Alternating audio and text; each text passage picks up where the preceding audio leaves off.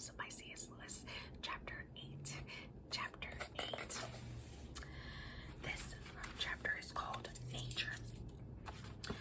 Two factors determine the psalmist. Oh, just in case, last time the light went out, I did order a new one, so it should be coming.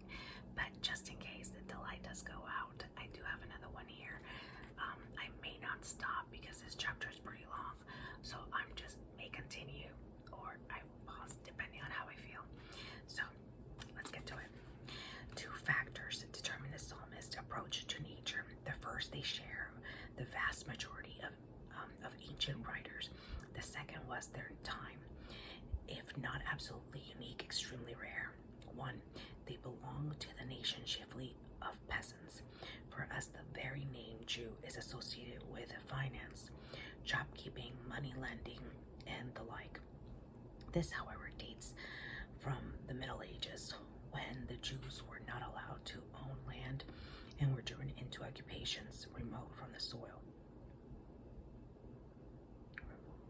Whatever characteristics the modern Jew has acquired from millennia of such occupations, they cannot have been those of ancient ancestors. Those were peasants or farmers.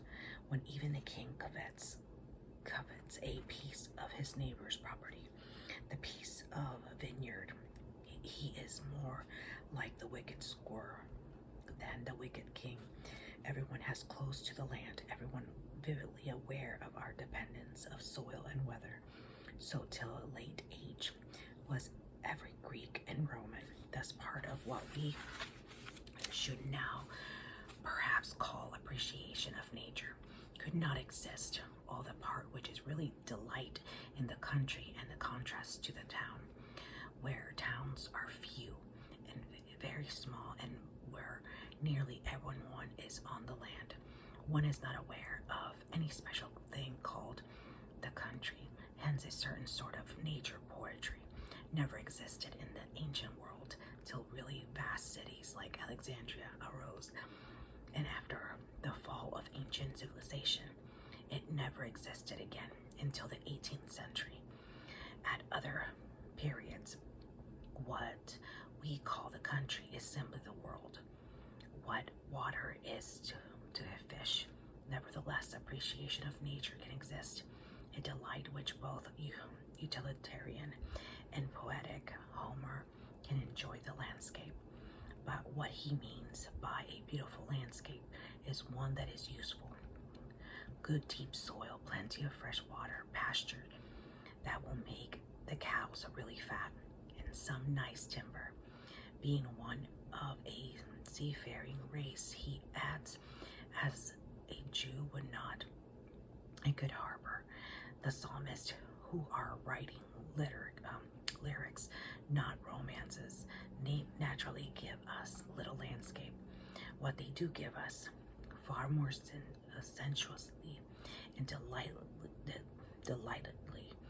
than anything I have seen in Greek, is the very feel of weather.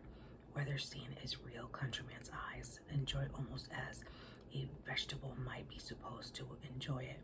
Thou art good to the earth, thou waterest her furrows, thou makest it soft with the drops of rain. The little hills shall rejoice on every side, the valleys shall stand so thick with corn that they shall laugh and sing. 65, 9 through 14. In 104:16, better in Dr. Moffat than in the prayer book, the great trees drink their fill. Number 2, the Jews, as we all know, believe in one God, maker of heaven and earth.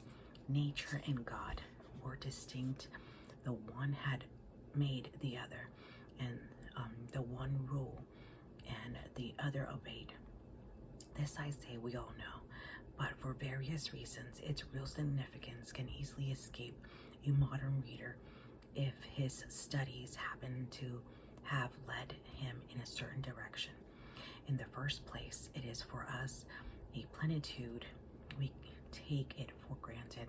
Indeed, I suspect that many people assume that some clear doctrine of creation underlies all religions. that in paganism, the gods, or one of the gods, usually created the world. Even that religions normally begin by answering the question, who made the world? In reality, creation is any ambiguous sense seems to be a surprisingly rare doctrine. And when stories about it occur in paganism, they are often religiously unimportant, not in the least central of the religion in which we find them. They are on the fringe where religion tails off into what perhaps felt, even at the time, to be more like fairy tale.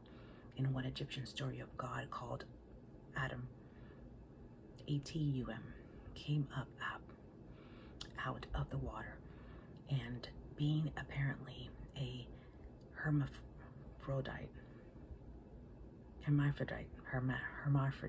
oh my goodness, hermaphrodite, begot and bore the two next gods. After that, things could get on.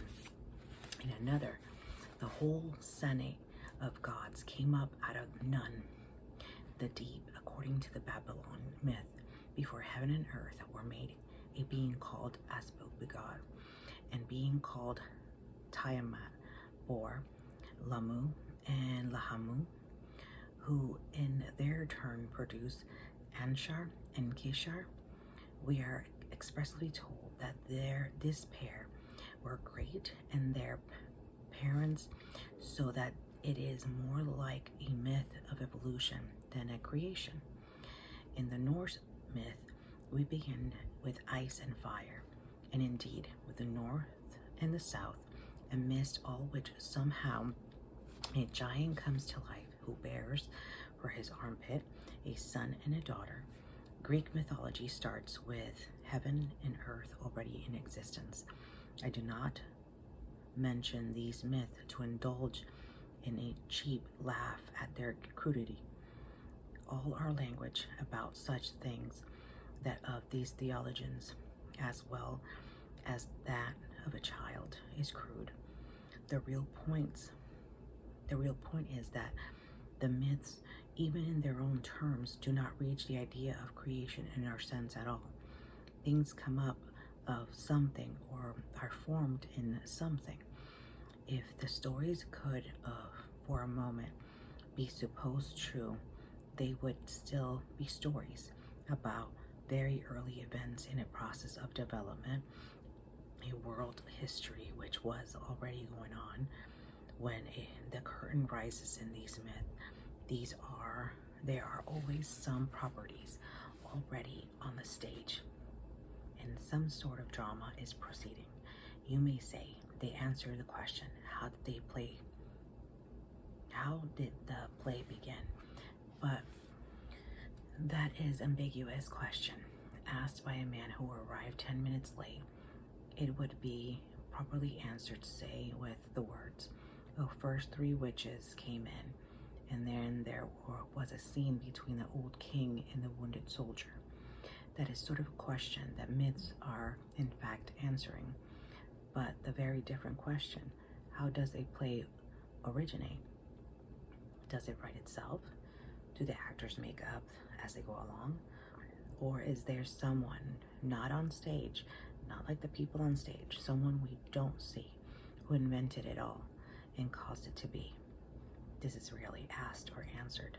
We do of course find in Plato a clear theology of creation in the Judaic and Christian sense. The whole universe, the very condition of time and space under which it exists, are produced by the will of a perfect, timeless, unconditioned God who is above and outside all that he makes. But this is an amazing leap, though not made without the help of him who is the Father of lights, by an overwhelming theological genius. It is not ordinary pagan religion. Now we all understand, of course, the importance of this peculiarity of Judaic thought from a strictly and obviously religious point of view, but its total consequences, the ways in which it changes a man's whole mind and imagination, might escape us.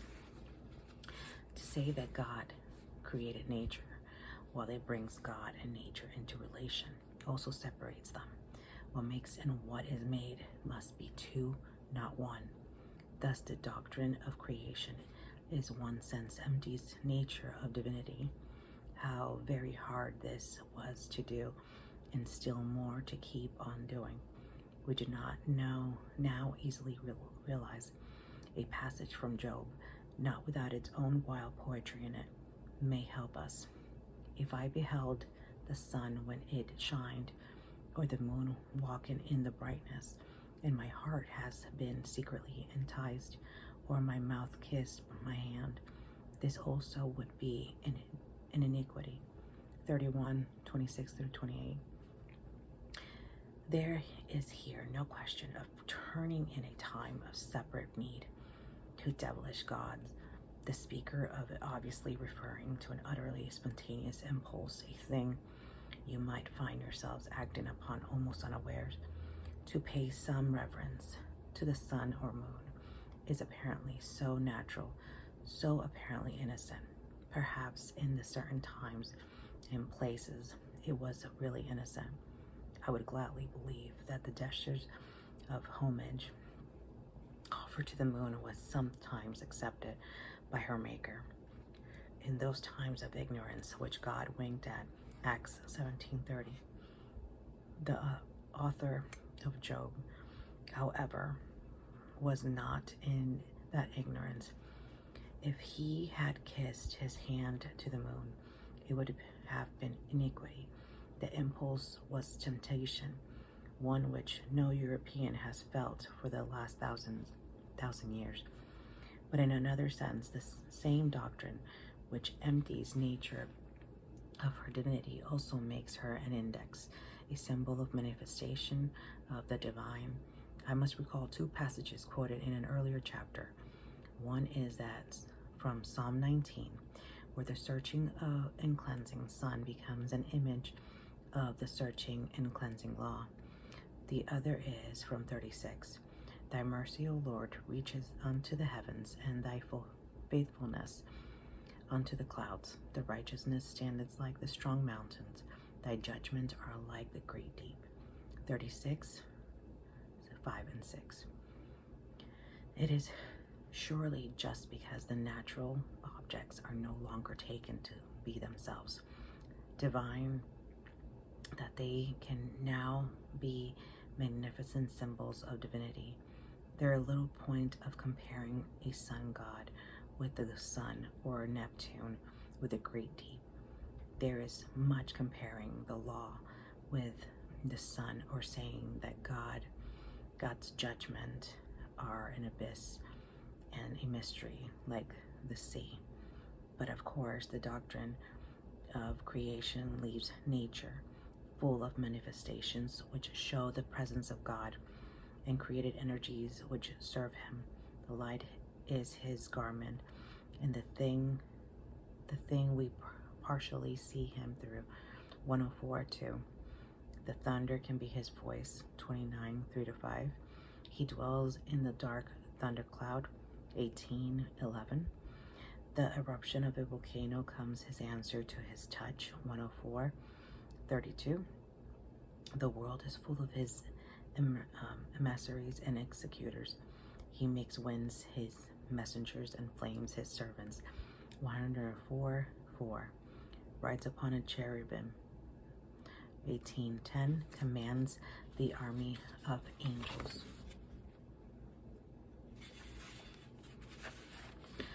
All this, of course, is one wave very close to paganism. Thor and Zeus also spoke in the thunder.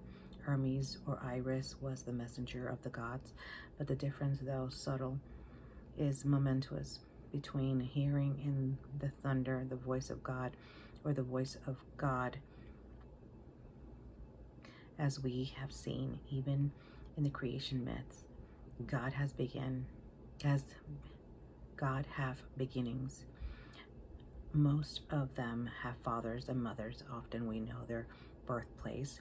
There's no question of self-existence or the timeless being is imposed upon them as upon us by preceding causes. They are like us, creatures or products, though they are luckier than we in being stronger and beautiful and exempt from death.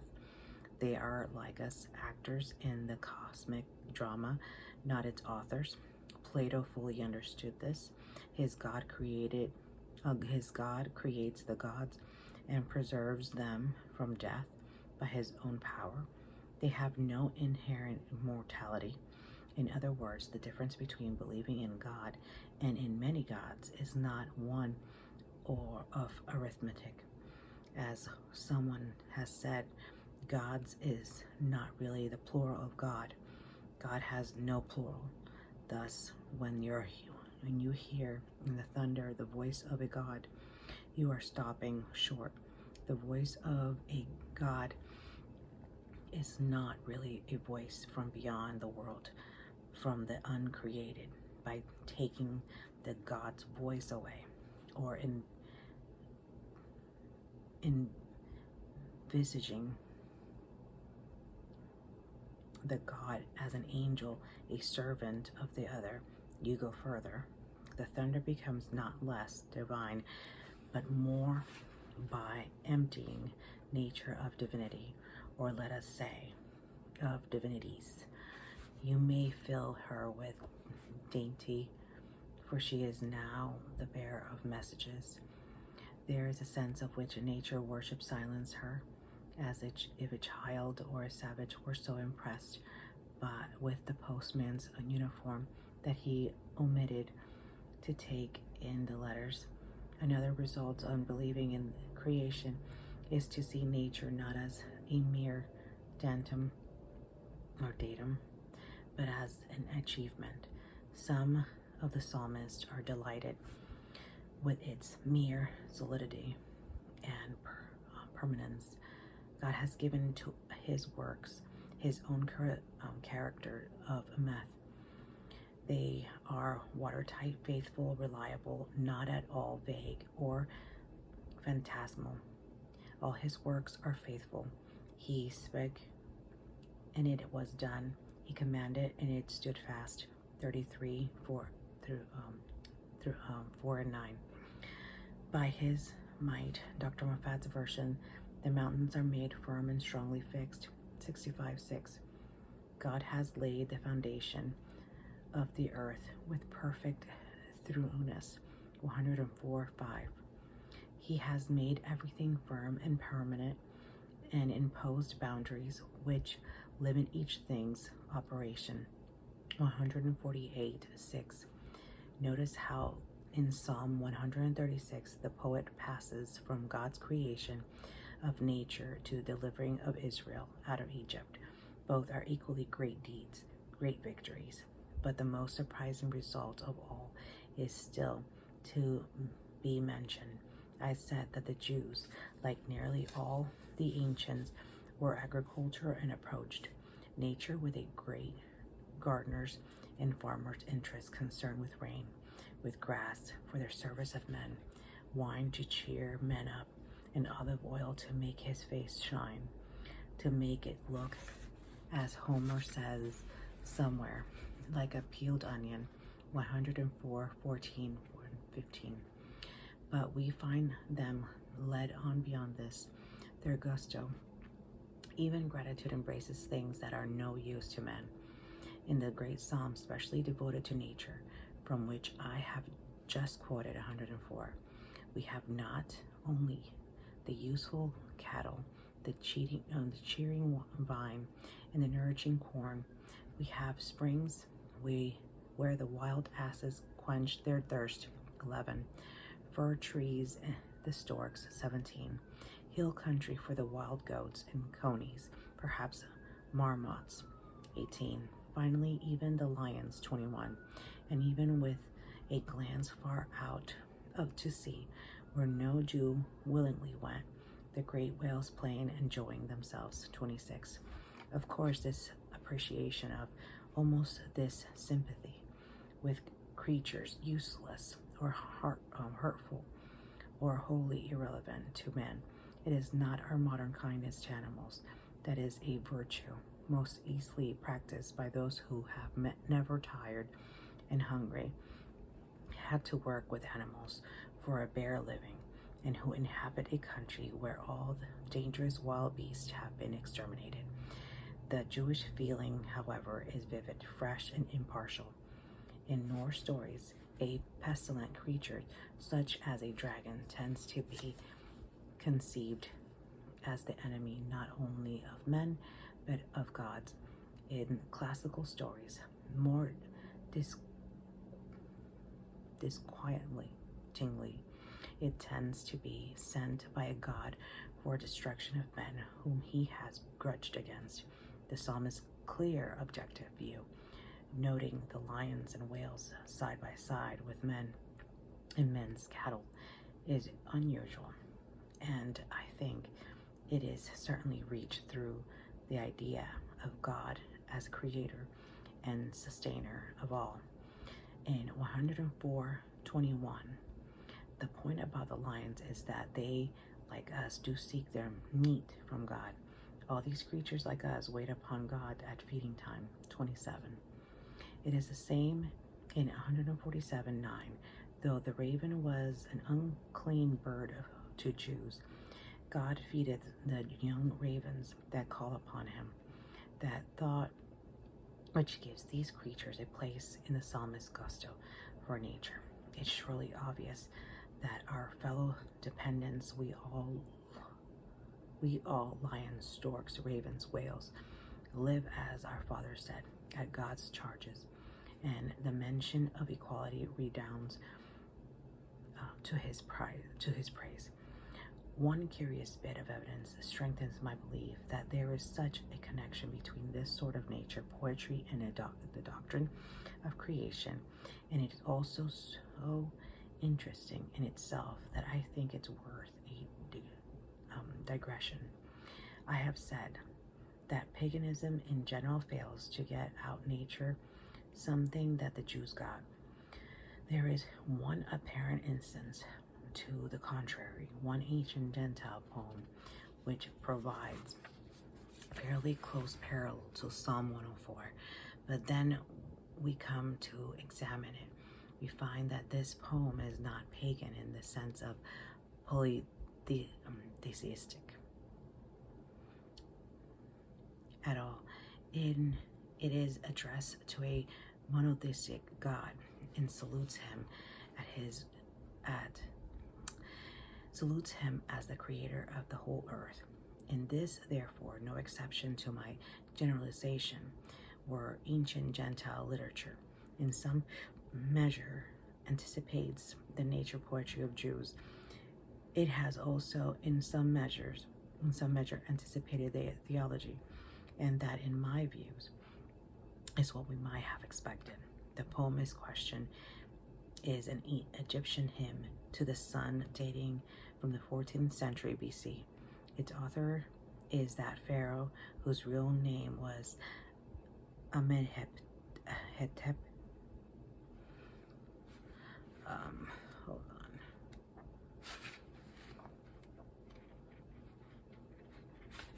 I think it's the 5th.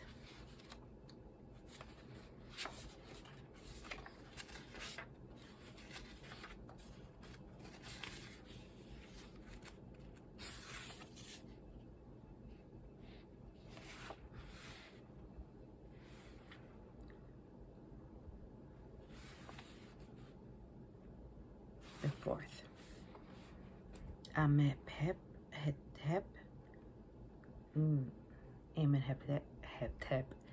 the 4th, but who called himself Akhenaten.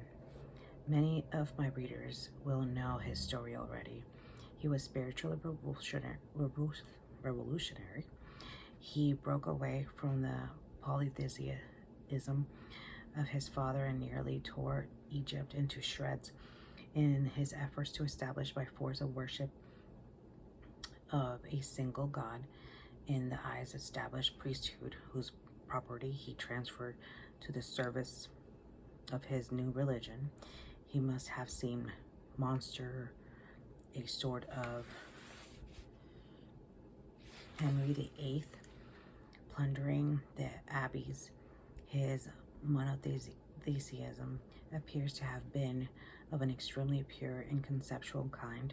He did not, as a man of that age might have been expected to do, even identify God with the sun. The visible disk was only his manifestation. It is an astonishing leap, more astonishing in some ways than Plato, and like Plato's in sharp contrast to ordinary paganism, and as far as we can see, it was a total failure. Akhenaten's religion died with him. Nothing apparently came of it, unless, of course, as the just possible Judaism itself partly came of it. It is conceivable that the ideas derived from Akhenaten's system formed part of the Egyptian wisdom in which Moses was bred. There is nothing to disquiet us in such possibilities. Whatever was true in Akhenaten's creed came to him in some mode or other, as the truth comes to all men from God. There is no reason why traditions descending from Akhenaten should not have been among the instruments which God used in making himself known to Moses, but we have no evidence that this is what actually happened, nor do we know how fit Akhenatenism would really have been to serve an instrument for this purpose. It's inside, its spirituality, the quality of life from which it sprang and which it encouraged, escaped us. The man himself still has the power, after 34 centuries, to evoke the most violent and contradictory reactions. To one modern scholar, he is the first individual whom history records. To another, he is a crank and a faddist, half insane, possibly Grutenius.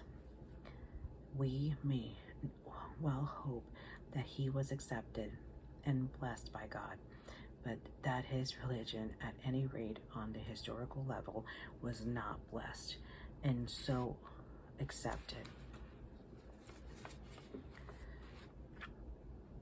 Pretty clear. Perhaps the seed was good seed, but fell on stony ground. Or perhaps it was not, after all, exactly the right sort of seed. To us moderns, no doubt, such a simple, enlightened, reasonable monotheism looks very much more like the good seed than those earliest documents of Judaism, in which Yahweh seems little more than a tribal deity. We might be wrong, perhaps, if man is finally to know the bodiless, timeless, transcendent ground of the whole universe, not as a mere philosophical abstraction, but as the Lord who, despite this transcendence, is not far from any one of us, as an utterly concrete being, far more concrete than we, whom men can fear, love, address, and taste. He must begin far more humbly and far nearer home, with the local altar and traditional feast and the treasured memories of God's judgment, promises, and mercies. It is possible that a certain sort of enlightenment can come too soon and too easily. At that early stage, it may not be fruitful to typify God by anything so remote, so neutral, and so international, and as it were interdenominational, so featureless as the solar disk, since in the end we are to come to baptism and the Eucharist, to the stable of Bethlehem and hill of Calvary and the emptied rock tomb, Perhaps it is better to begin the circumcision, the Passover, the ark, and the temple. For the highest does not stand without the lowest, does not stand, does not stay, rises rather and expands and finally loses itself in endless space. For the entrance is low, we must stoop still. We are not taller than children in order to get in. It would therefore be rash to assume that Akhenaten's monotheism was in those ways which are religiously most important an exact anticipation of a Judaic, so that if only the priests and people of Egypt had accepted it, God could have dispensed with Israel altogether and revealed himself to us henceforward through a long line of Egyptian prophets. What concerns us at the moment, however, is simply to note that Akhenaten's religion, being certainly in some respects like of the Jews, sets him free to write nature poetry in some degree like theirs. The degree could be exaggerated. The hymn to the sun remains different from the psalm. It is magnificently like Psalm 139, 13 through 16, when it praises God for the making of the embryo grow in the mother's body, so that he is our nurse even in the womb, for teaching the chick to break the eggshell and come forth, chirping as loud as he can. In the verse, thou didst create the earth according to the desire. Akhenaten even anticipates the New Testament. Thou hast created all things, and for thy pleasure they are and were created. Revelation 4:1. But he does not quite see the lions as our fellow pensioners. He brings them in, to be sure, but notice how, when thou settest the world in the darkness, like the dead, out come the lions, all serpents sting, thus coupled with death and poisonous snakes. They are clearly invasive in their capacity of enemies. It almost sounds as if the night itself were an enemy out of God's reach. There is just a trace of dualism, but if there's a difference, like likeness also is real, and it is the likeness which is relevant to the theme of this chapter. In Akhenaten's, as in the Psalms, a certain kind of poetry seems to go with a certain kind of theology, but the full and abiding development of both is Jewish. Meanwhile, what gentle heart can leave the topic without a prayer that this lonely ancient king, crank and doctrinaire, though perhaps he was, has long seen and now enjoys the truth which so far transcends his own glimpse of it. Okay, that's the end of chapter 8. Thank you so much for being with me today. I hope you have a great Saturday. Please, if you haven't subscribed already, please consider it and give me a thumbs up, share, comment. Follow me on Instagram, hit the bell for notifications, and I apologize for not totally whispering, but sometimes it's a little difficult on my voice, so I will talk to you in my next video.